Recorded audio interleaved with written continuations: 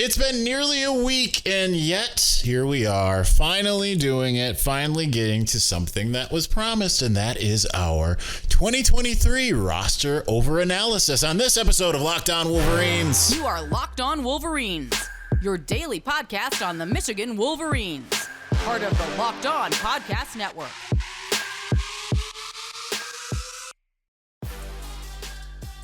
Happy Tuesday, finally doing it. Locked On Wolverines podcast, part of the Locked On Podcast Network, where it is your team every day. I am your man on the ground, Isaiah Hole, publisher of Wolverines Wire through USA Today Sports Media Group. Listen, these days, every new potential hire can feel like a high-stakes wager for your small business. That's why LinkedIn Jobs helps you find the right people for your team faster and for free. Post your job for free at linkedin.com/LockedOnCollege. Terms and conditions apply.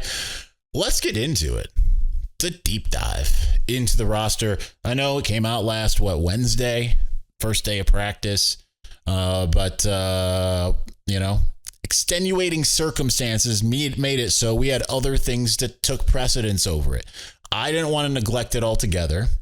So we're going to get into that. Maybe we'll talk a little bit about that Donovan Edwards quote, but we're going to try to have Max Chadwick on from PFF. We'll see if we can get him on this week too, because that would be a little bit better than me just talking about it in general. But in case you missed it, Donovan Edwards said that he's going to be basically the best running back of all time. And he's going to be like a mix between Walter Payton and, I don't know, humble one, that Donovan Edwards. All right, so let's get to my voice cracking here. Some of the weight changes that have happened for Michigan. There's a lot here. I'm looking at just my cutouts here. I don't have everybody that's changed weight. But there were, let's see, there's like 20-something guys who gained more than 10 pounds this offseason, and some are really notable. And it's we'll talk about who did the most, but I think let's talk about the ones who are the most notable first. So Chris Jenkins is the one that I'm going to mention up top. He's tied for fourth most weight gain this season. He's sitting at 305 after being 285. Now, I can tell you directly that Chris Jenkins has told me he plans on being more in the 310, 315 range if everything goes to plan. Certainly, it might be a little late now because it's probably pretty hard to gain weight when you're out there burning like 18,000 calories in practice. Right, you're going to have to eat a lot in order to do that. But, I mean, mission accomplished. And when you think about the fact that he was a 240-pound edge when he came to Ann Arbor, and he's all the way up to 305. And I can tell you, again, having been around him multiple times throughout the summer, he does not look like he is 300 and something pounds, right? He is lean and mean, yet he weighs twice as much as a lot of you out there. So that is huge, especially from the fact that he is the mutant. He still has that skill and athleticism. It's not a 305. Like if I was 305, I'd barely be able to walk, right? I'm 238 pounds right now. I can barely walk. So that might be hyperbole a little bit, but Chris Jenkins can still move and move just as good as he ever has been able to, maybe even better because it's just all muscle, and that's really impressive. Next important one to me is Ernest Hausman, linebacker, gained 17 pounds. And he's up to 237 in his second year in college football, first year with Michigan. I mean, that is pretty impressive, right? I mean, that's a thumper. If he hasn't lost any of his speed, if he's able to go out there and just, like that, he's going to be a guy. And a lot of people, I've seen a lot of like kind of inside intel from other outlets that are saying like, hey, he might end up being Michigan's best linebacker, not Junior Colson. It might be Ernest Hausman. And if he gets you in space, if he can hit you, that's going to leave a mark. And then that could make you corral. Players might start avoiding him, which would be interesting to see. Miles Hinton, another transfer. He gained 20 pounds. Not a lock to win a starting job, certainly in that contention, but 340 pounds. 340. We're talking Kenneth Grant style, right? Kenneth Grant was 357 last year? 340 for Miles Hinton. I believe he is currently the biggest guy on the roster. Kenneth Grant is 339 right now. We'll talk about him later. Miles Hinton at 340. Gonna be like, if he's, I think the big question for him outside of the mental, which I think the mental is a part of it for him, it is also, does he have the movement? Can he, because if he's not a statue, I mean, it's going to be hard. You can't push him. You can't bull rush him, right? You're not going to be able to do that. So that'll be interesting to see as well. Josiah Stewart, we thought of him as being a little bit more of a diminutive player, right? Well, he's up from this time last year at Coastal Carolina. He's up 15 pounds to 245. So definitely in that range that you would think about, like, yeah, he's 6'2", but I mean, he weighs as much as like I don't know if he weighs as much as Jalen Harrell, but he's right there. Let's see if I can look that up real fast. He's right there in that range that you would expect an outside linebacker type edge rusher to be, So we'll tell you real quick how he compares to Jalen Harrell. Jalen Harrell's 242 pounds. No one's had really any problems with him. Now you look at Josiah Stewart, he weighs more, 245. He's got the weight to contend in the Big Ten. Trevor Keegan, he gained 15 pounds back after losing weight. So it kind of seems like, because he still looks svelte. So I think it's one of those things. He's 320 pounds. I think it's one of those things where it's good weight, because before, when he lost weight, it was kind of like he was looking a little chubby. Then he was saying, like, I need to lose to be able to move better, but he still looks more svelte. So we'll see when we talk to him if he feels that way. Trente Jones is up to 325. Another important one, Rod Moore is up to 198. I think that's really important as well, because having a guy that is, he's a smaller safety out there, but now he's got the size to go out and thump you. Last one we'll get to here is, I'm just checking the time there. If you see me squinting like Harbaugh, it's because I can't read. Junior Colson. Now, I was going to say, if you've seen some of the pictures I've taken of him this offseason, which you wouldn't have because Wolverine hasn't released their stuff yet. Junior Colson, it looks like one big muscle right now, as Don Brown used to say. I mean, you can see his muscles through a jacket. I'm not even joking. You can see his muscles through a jacket. He's up to 247. So you've got Ernest Hausman at 237. You got Junior Colson at 247. Junior Colson was 235 pounds last year, so he gained 12. It's pretty good.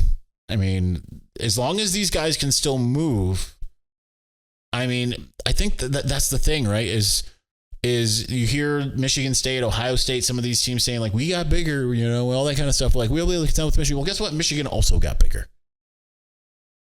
They're getting into that Georgia range to some degree. We'll see how that works out. We will continue on. We'll talk about weight loss, everything else, and then we'll see where we go from there here in just a moment. Before we do, these days, every new potential hire can feel like a high-stakes wager for your small business. You want to be 100% certain that you have access to the best qualified candidates available. That's why you have to check out LinkedIn Jobs. LinkedIn Jobs helps you find the right people for your team faster and for free. And guess what? It's so easy to go and create your own job listing on LinkedIn Jobs. Once you do that, you can add the purple hashtag hiring frame to let everyone know that you are looking for those best candidates that are out there. And after you do that, use the simple tools, or before you do that, simple tools like screening questions make it easy to focus on candidates with just the right skills and experience so you can quickly prioritize who you'd like to interview and hire. It's like your own personal transfer portal, right? You go out there, you get your Ernest Hausman, you get your Miles Hinton, you get your guys who have put on 20 pounds that you really need, or you can put on 20 pounds for them, and then go out there and bust some skulls with your business. That's the great thing about LinkedIn Jobs. This is why small businesses rate LinkedIn Jobs #1 in delivering quality hires versus leading competitors. LinkedIn Jobs helps you find the best qualified candidates, and they help you do it faster. You can create your free listing at linkedin.com/lockedoncollege. That's linkedin.com/lockedoncollege. Terms and conditions do apply.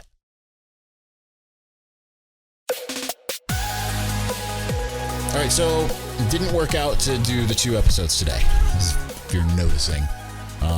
I kind of forgot that I had a morning meeting with one of the pastors at my church, as I do on Tuesdays, and then had to jet off to the big house for the annual food tasting. I and these are going to be available outside of the sweets, everything except for the salmon. But I mean, they had like the hot honey chicken. I mean, they have names for it. I'm not saying here, but like they had that. They had an Impossible Burger. They had like a Italian beef sandwich. Last year, the winner was the honey chicken. I'm going to tell you this year, the hot dogs that they served, I have never, well, I shouldn't say never. There was a hot dog I used to have in LA. It was this, there were these street carts in Hollywood at night often that sold bacon wrapped dogs, and, you know, they top it with a bunch of grilled peppers and sometimes jalapenos. And those were just the most insane thing. And after, a good weekend of just having a little too much fun, that just hit the spot just right. But I don't think it was necessarily the most delicious thing. I think it was more of the idea of it. The hot dogs that I just had at Michigan Stadium today, I was like, I know I'm trying to lose weight, but I'm just going to keep, and they just had them, little sample sizes, so we didn't overeat. I just was like, when they were like, yeah, go ahead and have as much as you want, I had to refrain from eating like 6 full hot dogs because they were that good. So look forward to those at Michigan Stadium this year. Like, I don't know, like I was talking to the other reporters and I was like, is it just me or are these hot dogs like insane? And they were like, yeah, that's the best thing here. Now, that wasn't consensus, but I mean, it was good. So if you're going to a game, hopefully that holds up. Buddy's Pizza will be available solely as far as your pizza option. No more Cottage Inn. No alcohol sales until next year, probably, they said. They have to, it's too soon, right? They got to work out some stuff with the university, some logistics, all kinds of stuff. So might as well tell you what I learned since I not be able to do for Tuesday here. Anyway, let's get back to a roster overanalysis. Kind of crazy to me, like going down to Ann Arbor. I'll be there 4 times this week. It's there. It's here. It's coming. Season doesn't feel like it's really here, but it really is.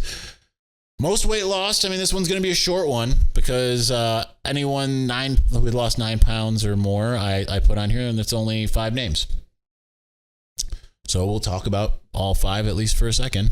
Some of them aren't going to be guys that you're going to necessarily want to hear a heck of a lot about. But Cam Good lost 9 pounds. He's down 323 to 314. If that helps him move, good. I mean, he's a guy that they've been absolutely loving on constantly here. Greg Tarr, long snappers, down from 216 to 205. Jesse Madden, who's changed positions. We'll get to that momentarily as well. Again, I believe he changed positions again, if I'm not mistaken. He went down 193 to 180. Remember, he used to be a quarterback. That's the grandson of John Madden. I almost said Steve Madden. My head's in fashion, apparently. Okay, so the 2 that are the ones that we want to talk about more right here are the 2 linemen. Well, I mean, there's 3 linemen on this list, but Kenneth Grant went down from 356, heaviest on the team, to 339. That's a 17-pound weight difference. Chris Jenkins not Chris Jenkins. Who was it? Think it was Zach Zinter and said like, hey, listen, he didn't need to do that. He didn't need to lose that weight, but he did it. And because he can move just the same. But if it helps him makes him feel better and he can still be that dominant force, I mean, have at. I mean, I don't think you need to be 356 pounds. I don't. Maybe it helps. I mean, if you're Jordan Davis, it probably helps. I don't know what he played at, 450. I mean, he was big. Derek Moore went from being kind of that Mike Morris size, 279, by the time that he was listed on the roster last year, to 258, which is closer to where he was as a recruit. I mean, he came in at 250, I believe, as a recruit, and then was 279 on the roster once it was kind of said and done here for going into the season last year. The good news with something like that is it's Michigan's built him, right? And I'm looking at the picture I took of him in summer on June 1 at the Will Johnson Youth Camp, and I mean, he's just another big muscle. So kind of looks like football player Anthony Mackie. Anthony Mackie's a ripped dude. That's who he reminds me of. I don't like telling people who they look like. I had someone once tell me that I looked like, well, a lot of you tell me I look like Ryan Day, which, I mean, I hate all of you. Not really. But Sarah, even when I sent her that, and she's like, yeah, you kind of look like him. And then I've had a couple people be like, you do not look like him. I'm like, thank you. I like you much better. I had someone 10 years ago And this is when I weighed like 175 and everything. I was more in like skinny suits and stuff at United Talent Agency. So it was more than 10 years ago. But I had someone tell me, "Did anyone ever tell you look like Oliver Platt?" I'm like, what? What a terrible thing to say. I love Oliver Platt as an actor. I don't know about Oliver Platt as like, I'm not trying to emulate him as far as the way I look. I was a little bit more vain then than I am now, but hence the being like 238 pounds compared to 175. But nonetheless, I do think that I refrain from telling people who they look like. I did just tell one of the worship leader at my church. I said, you have the essence of Grand Thumb, who's a 2A YouTuber, but he's just awesome. I'm like, that's a compliment, so take it. I'll only tell people if I know for a fact that's a compliment. But Derek Moore, who is football player Anthony Mackie, 258. I'll be interested to see, because edge rushers, they don't all have to be 300 pounds, right? I mean, obviously the outside linebacker ones usually aren't. But Derek Moore is, that allows you to maybe move him to either side. I'm really curious about this group of edge rushers. On paper, unproven, feels good. But as we could talk about the wide receiver core from this time last year to this time this year, unproven on paper doesn't always equal good. But I like the kind of changes that we've seen there. We'll do the number changes real quick. That's whatever. There's some interesting ones, but Jaden Denegal is now wearing 4. He was 14 last year. Cody Jones is now wearing 6. He was 12 last year, taking over RJ Moten's number. Tyler Morris is now wearing number 8 since Ronnie Bell is gone. Rod Moore is now wearing 9. So you're not going to see him in at quarterback if JJ or out there on offense when JJ McCarthy's out there. Joe Taylor 39, Jesse Madden's 43, Max Bredesen went from 82 to 44. I think that's kind of an interesting number. Joel Metzger's 54. Connor Jones is now 76. Now that Ryan Hayes is gone, and Alessandro Lorenzetti is now 89. Freshman numbers. I think that's the important ones here. Frederick Moore 3, Kendrick Bell 5, Carmelo English 5 as well.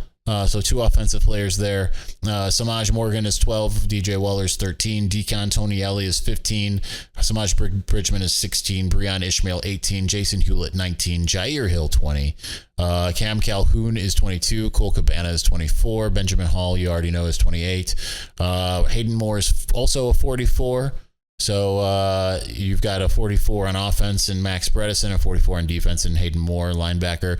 Brandon Hillman is 46, Brooks Barr is 51, Nathan Afobe is 55, Amir Herring 56, Evan Link 71, Zach Marshall 83, Emerick Kumba 90, Cameron Brandt 91, Trey Pierce 95, Etta 96. He's 295 by the way, and he's an edge by the way. I'm curious to see if they get him out there the same as Derek Moore. And Adam Samahan 99.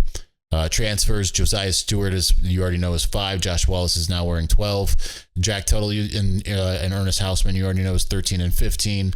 James Turner 36, Drake Nugent 60, Ladarius Henderson 73, Miles Hinton 78, Dale Chesson 84, and Hudson Hollenbeck is 90. So let's get to the position changes and some interesting notes. We will go to that here in just a moment.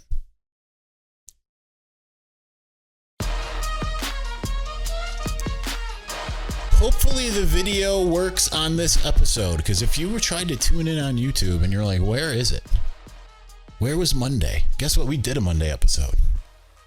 But the video file was corrupted, so couldn't do it. So I'm curious to see if it works this time around.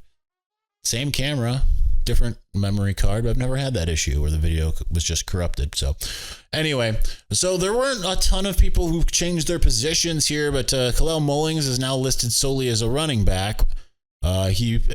Before this, even in the spring, he was a running back and linebacker. So now we know that Kalel Mullings is not focusing at all on the other side of the ball. Amarian Walker is now just a defensive back after all the bluster that he would split time, or at least that was the plan. no longer the case. One thing I think is interesting is Brandon Mann switched from quarterback. I know it's kind of a crowded room, and the Detroit Country Day quarterback, who's like 6'5", 6'6", he's big. He doesn't look too dissimilar from like an Alex Orji and being a big muscle, right? He's now a defensive back, so that's interesting. Like, let's just do a quick look at Brandon Mann and what he weighs, like his metrics here. So he wears number 5. He's listed as a defensive back. He's 6'3", 231. And he's a defensive back. I mean, clearly a safety, you would hope. But it's a big safety. I'm curious to see. Christian Boyvin is now a linebacker instead of defensive back. Dom Judice is solely an offensive lineman after being an OLDL. So he came in as showing off his skills as a recruit at defensive line. He's now officially an offensive lineman. Trevor Andrews is now a linebacker instead of a defensive back. And Alessandro Lorenzetti, who came in as being like a left tackle type, is now listed as a defensive lineman instead of an offensive lineman. So that's interesting. The only other real important note is, there's a couple things, but Dale Chesson, Jehu Chesson's younger brother, transferred in as a grad transfer after playing wide receiver at Dartmouth. So there you go. That's our roster over analysis. So lots to glean. It's amazing how much you can glean from just reading a bunch of numbers on a page, right? So it's I'm curious to see, particularly with those edge rushers. Man, they are just tantalizing. The edge rushers, the defensive tackles, that all just screams like, man, that could be exciting. That could be real exciting. So I can't wait to see how this all kind of plays out. I still have a hard time believing that Michigan's 5, or not 5, but at least 6 practices in, maybe 7. I don't know if they had practice yesterday, but they were practicing when we were at the stadium lunch situation. So I am curious to see just how this team is. I think the important thing when you think about this Michigan team too, and just to kind of piggyback off of what Zach Zinter said from the press conference yesterday, all these other teams are doing things to try to catch up to Michigan, right? It's going to air in a couple weeks, but I just did a roundtable with our Locked On Big Ten and Locked On Penn State guy for a college football preview here, and talking to like the Penn State guy, Zach Sako. He's been here on this show. Like, it's like hearing, it's like, yeah, I think, Penn State, this could be the year to get Michigan, and eventually, at times things change and you get, they play games for a reason. But, he's talking like, oh, now they're doing some things to try to contend with Michigan. Okay, but Michigan's still doing the things that Michigan does. Right? It's like, oh, well, Penn State it's the most talented team that James Franklin's had. Well, this is the most talented team Jim Harbaugh's had. Ohio State, Ryan Day out there saying like, yeah, we're doing, our preparation for Michigan is extreme. All right, well, so Michigan's preparation, it's still as it was the past 2 years, and it sounds like that's also more extreme. And if these players are really now kind of in their fine-tuned stage, I mean, it's going to be a hard team to beat as long as Michigan stays healthy. That's the thing. People keep on asking me, what is it going to take for Michigan to do what it needs to do? The first and foremost thing is stay relatively healthy. Because even in the years that Michigan's done some good things, they haven't necessarily always been healthy, right? Ronnie Bell 2 years ago, out game 1, done for the season. Last year, Blake Corum, out for the last 3 games, essentially. Donovan Edwards hurt. I mean, everyone, there's going to be injuries and such, but you've got to keep your star players healthy. The good news is Michigan's got so much on the line, the literal lines, not just on the line and the figure of speech. So much going for it on at least the offensive line. You can sustain some injuries there and be okay. Defensive line, maybe not quite as much, but you still can be okay. It's just a good situation. JJ McCarthy says if he goes down, he's fully confident in the other quarterbacks behind him. But that doesn't mean that is going to be that great equalizer, right? Like Michigan's a complete enough team where it could probably survive that. But it might not be a national championship team. It might not be able to go and beat Penn State or Ohio State. Maybe it can. I mean, if Blake Corum and Donovan Edwards in the line are healthy, yeah, maybe. Will Johnson goes down, danger Will Robinson. So, a lot to like. You got to stay healthy. That's paramount importance. Thus ends this broadcast day. Thanks for watching. Thank you for listening. We'll be back on Wednesday. Talk to you then. Peace.